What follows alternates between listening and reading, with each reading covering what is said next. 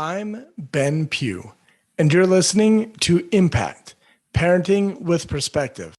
This podcast is all about helping parents manage the mental and emotional drama that comes with parenting teens so they can focus on what's most important, building rock solid relationships and having a powerful impact on their teen's life. Join me each week as I dive into real tools to help you and your teen turn struggles into strengths. Hello, welcome back to the podcast. Thank you for being here. If you're like me, your summer is probably winding down quicker than you'd like to have happen. Or also, if you're like me, some days you're more than ready to have summer be over so that you can send your kids back to school and have a little bit more time. Either way, I feel like I'm a little bit sad to see summer go. I have had a good summer. We've enjoyed hanging out as a family. We've done some fun things. But at the same time, I feel like, where did the summer go so fast? It has just flown by. And so if you're like me and your summer is rapidly coming to an end, and maybe you wish you'd have done a few more fun things with your teen, I want to invite you. Make the most of what you have left with your summer. School's coming just around the corner. And I feel like when we're in the middle of school time at my house, we just kind of get into the school time rut. And I just want to break the routine. I want to use summer to have a lot of fun. Now, anyways, that's more for me to hear myself talk and say, Ben, get out, make some memories, have fun with summer. Today, we are going to be talking about mirroring versus modeling, and we're going to explore what you are teaching your teen with your own behavior. Now, this is connected to a real life parenting experience that I had, plus an experience that a father recently shared with me.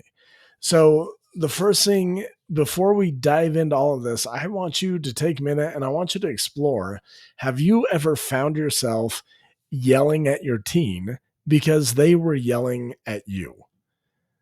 If you're like me, you've been guilty of this. If you're like a lot of the parents that I work with, you've experienced your teen yelling at you, and just out of habit, you've yelled back. You've mirrored the behavior that your teen was showing you. So today we're going to talk about mirroring versus modeling. We're also going to talk about 2 out of the 3 parent traps that are connected to this problem, and that is the controlling parent trap and the lost and confused parent trap.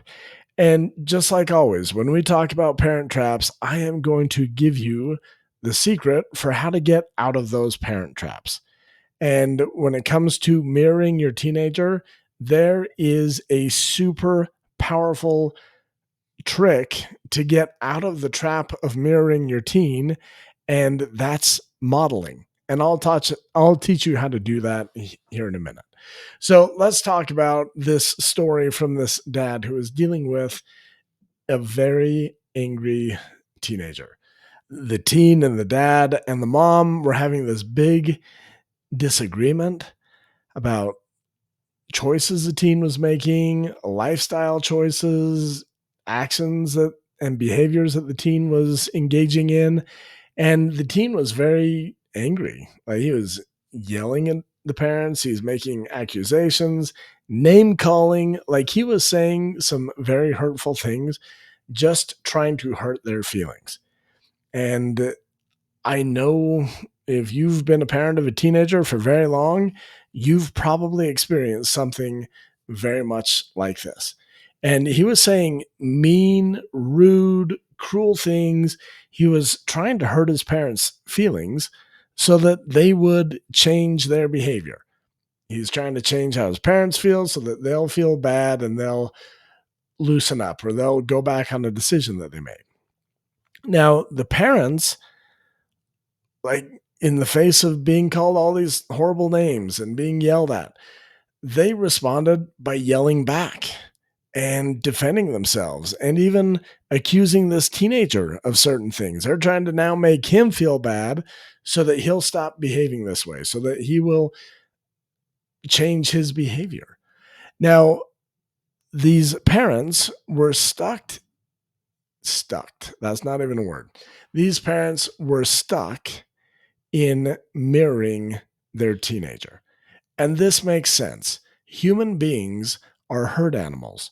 We mirror each other. We do that all the time. If you're in a group of people and they start talking bad about someone and you're like, oh my goodness, did you see the way she just yelled at her child and blah, blah, blah. And then we just join in. We mirror that behavior. We're like, oh yeah, did you also see X, Y, and Z? Like, it's natural as human beings to mirror. That's what we do as herd animals. It's okay as long as you can be aware of it, you can have control over this. Now, both sides, from what I understand, were engaged in mirroring. The child or the teen would yell, the parents would yell back, then the teen would mirror that and yell even louder, and then the parents would get louder. Both sides were engaged in mirroring. Both sides were trying to control the other side's emotional state and their behavior. And both sides were reacting to each other. Neither side was leading. And that's okay. This happens all the time in parenting. Now, I want to teach you about the parent traps that were connected in this instant. And these parents aren't the only one. Like, the funny part is, I'm sharing this with you. Me and my wife and my oldest had a similar disagreement, but still, like, these type of things happen to all parents. Now, when it comes to the trap of mirroring your teen, oftentimes it's tied to the controlling parent trap. This teen was trying to manipulate and control the parents by yelling and guilt tripping. Yeah, that's what teens do. It's okay. The parents were mirroring that. They were yelling back. They were shaming their teen into behaving differently. When you can understand, oh, this is just tied to the controlling parent trap, you know exactly how to get out of that trap. I have a free quiz. You can find it at benpughcoaching.com/parent trap quiz. And it will, like, you just answer a few questions and it'll tell you which parent trap you get stuck in the most. Typically, it's the controlling parent trap, followed by the lost and confused parent trap, followed by the doormat parent trap. Anyways, if you're getting caught in the controlling parent trap, the way to get out is to identify what are the things within my control and what are the things outside of my control. What your teenager says about you, how they treat you, how they feel, all of those things are outside of your control. I teach my parents that I work with all the time, like, hey, here's a T chart of control. On the left-hand side, put the few things that you can control. On the right-hand side, put everything that you cannot control. And then shift your attention. Move your energy from trying to control all of these things outside of your control to just controlling the 1, 2, maybe 3 things that are within your control. The other parent trap that is connected to mirroring is the lost and confused parent trap. In this story that I just told you about, where this mom and this dad were just having a big old battle with their teenager, the parents had lost connection with who they want to be as parents.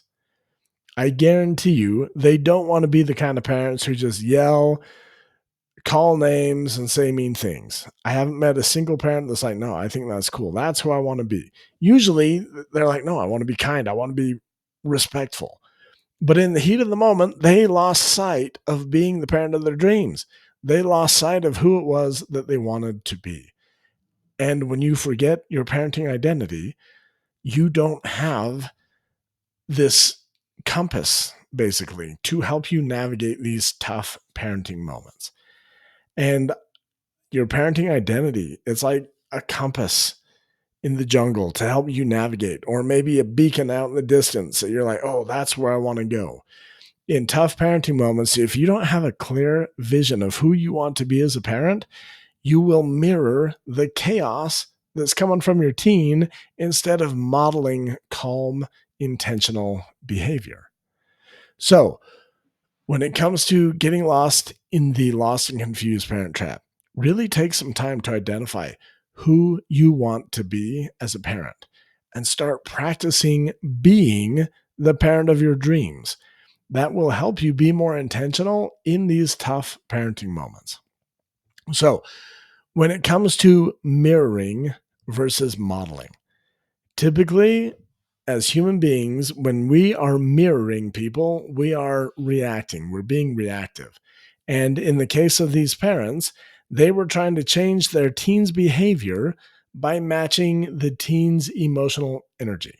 It happens all the time, it's natural, but it usually doesn't end well. Now, modeling is a form of leading, it's being a leader, it's being an example. Whether your teen agrees with what you're trying to teach them through modeling, whether they agree with that or not, it doesn't matter. You have the opportunity to show your teen what self control looks like, what respect looks like, what calm leadership looks like, even when they don't want to exhibit any of those. And I want you to just ask yourself, which one will better teach your teen long term skills? Mirroring and reacting to their behavior that you're not happy with, or modeling and demonstrating the behavior that you'd like to see? If you want your teen to manage their emotions well, they need someone to show them how to do it. And there's no one better than you to model that behavior. They don't need someone to match their meltdown and help escalate things. Give them the example, model that, even if they're not going to follow your lead. That's okay. So, when it comes to mirroring versus modeling, if you are mirroring, I guarantee you one or both of these parent traps is contributing to that. You're stuck in the controlling parent trap. You're trying to control things that you can't control, your teen's mood, their words that they use, their reactions. You can't control any of that, but you can control your words, your reaction, how you set boundaries. So let go of the things that are outside of your control and reharness that energy to control what you can control. The other trap that contributes to mirroring, it's being lost and confused. This happens all the time. When you catch yourself frustrated, yelling, angry, you're probably in the lost and confused parent trap. Take a minute and really explore, who do I want to be? Maybe don't explore like, who do I want to be right now because I'm just pissed off right now. Maybe be like, no, like in 20 years, like, who do I want to be? What kind of grandparent do I want to be? How can I apply that to parenting? Now, when it comes to mirroring versus modeling, mirroring is just another trap that we fall into as parents. It has roots in the controlling of the lost and confused parent trap. That's okay. When we can identify and know what it is and see it for what it is, we have the power to do what it takes to get out of the trap. And when it comes to mirroring your teen, especially, like, you can mirror your teen. Sometimes it's appropriate. Like, if they're having fun and you're grumpy, mirror your teen. Find a way to have fun. Make things more lighthearted. Teens are really good at that. And as parents, we're herd animals. We can follow their lead. That's perfect. But we're doing it intentionally. If you are ever unintentionally mirroring your teen and they're yelling and you find yourself yelling, really explore, how can I model the desired behavior that I want right now? Man, my teen is so mad. They're yelling at me. I can feel I want to yell back. How can I model the behavior I wish I were seeing in my teen right now? How can I be calm? Those are empowering questions, and it will help you stop falling into the same old parenting traps. It will help you be the parent that you want to be. And the thing to keep in mind is that you can't stop hard parenting moments from happening. Like tough parenting moments are just part of the gig. When you decided to have children and allow them to grow up to be teenagers, which the alternative is murder. So I'm glad you allowed them to grow up to be teens. You signed up for tough parenting moments, and that's okay. You can't control the tough parenting moments. You can't stop them. You can't completely avoid them, but you can decide who you want to be in those moments and how you want to handle them. Now, let's talk about imperfect parenting moments. This dad, the way he told me about it, like, I know he's not proud of how he handled it. I know that that's not who he wanted to be. It's an imperfect parenting moment. You didn't show up as a dad that you wanted to be. That's okay. That happens to me. You're going to mess up. You're going to yell. You're going to react in ways that you regret. You're going to say things you regret. You're going to behave in ways that you regret. That's part of parenting. But those ugly parenting moments, those imperfect parenting moments, they're actually golden opportunities. And when you can reflect on this imperfect parenting moment, and when you can apologize and take ownership, you're modeling one of the most important life skills that your teen can learn. You're modeling how to take responsibility. You're modeling how to repair a relationship. You're modeling how to lead yourself first rather than trying to lead by changing someone else first. And the truth is, imperfect parenting moments have the potential to be more impactful than if you'd have parented perfectly in the first place. And I've seen that so many times in my own life as a parent and with so many of the parents that I've worked with. When you can take an imperfect parenting moment and when you can own it and grow from it. Like one of my favorite stories, there's this mom, not very athletic, and her teens are super athletic and super tall. Anyways, one time she's like, my teen was just saying the worst stuff to me and he was being so disrespectful. And the only thing I could do was just bend down, pick up one of his shoes, and I threw it at his head as hard as I could. And the thing is, she's like, I'm not a good shot. And somehow I drilled him right in the face. And she was so embarrassed. She felt so bad. And I was like, hey, and this had happened like just a day or two before our most recent coaching call. I was like, well, what'd you do after that? And she's like, I apologized. I told him, like, this is not who I want to be. I will never do that again. And something powerful happened. There was this super ugly, imperfect parenting moment that she was ashamed of.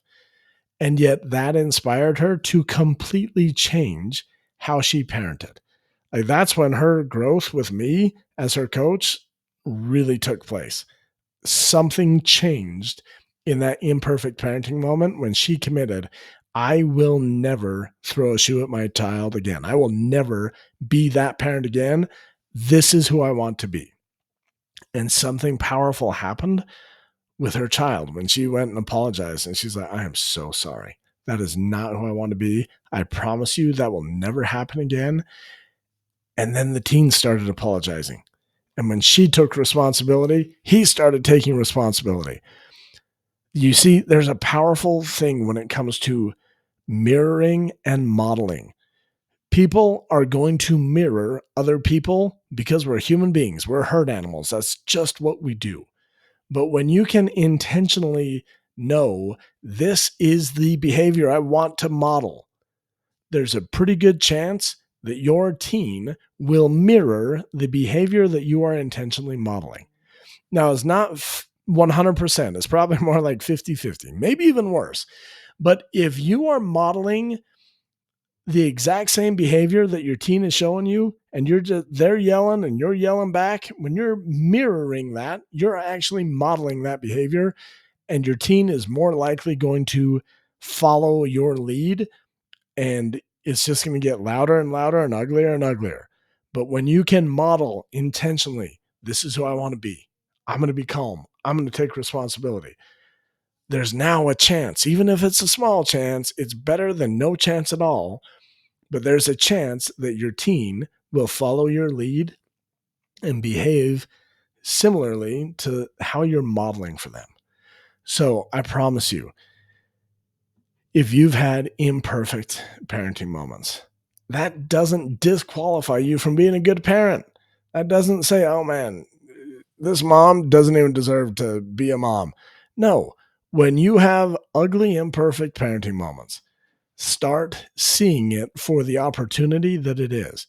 It's an opportunity for you to personally grow, for you to course correct and commit. I'm never going to be that way again. I'm going to be this way.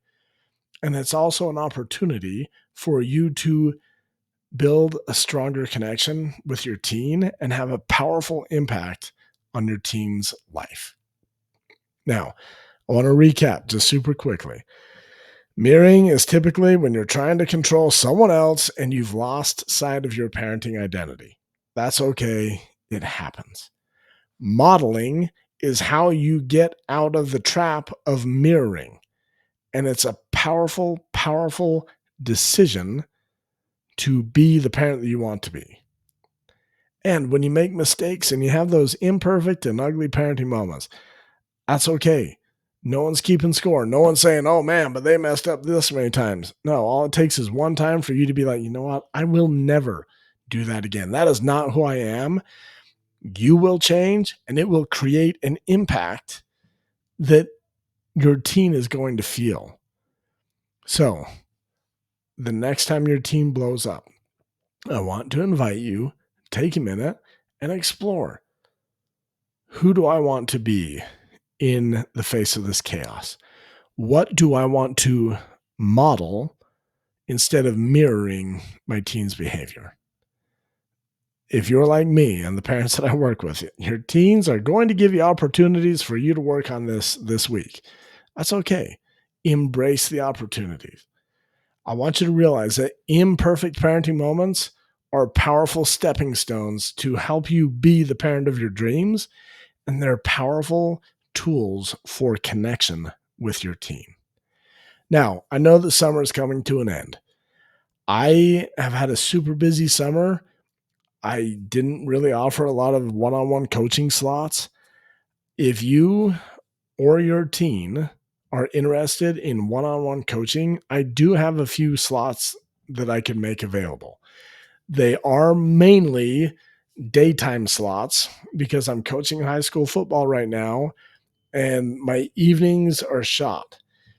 If you as a parent or if your teen's available in the morning, I've got a few morning time slots and maybe even an afternoon slot that we could figure out.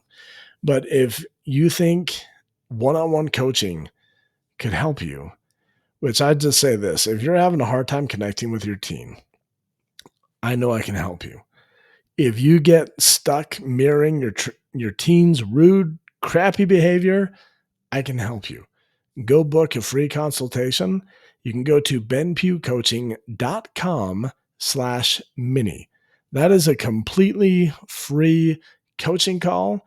On those calls, we'll just explore whether or not we think we're a good fit for each other, whether or not I think I can help you. And if so, I'll invite you to work with me. It's no pressure. If you want to, great. If not, no problem. The slot will be available for someone else. But go ahead, go to benpughcoaching.com/mini, and you can book that free one-on-one coaching call, and we'll explore the option of coaching. If you're just like, Ben, I am such a mess. I know I'm in parenting traps and I don't know which ones. Go to benpughcoaching.com/parent trap, and you can explore what parent trap you're stuck in. All right, guys, with that, I'm going to let you go. We'll be back next week. I'll talk to you soon.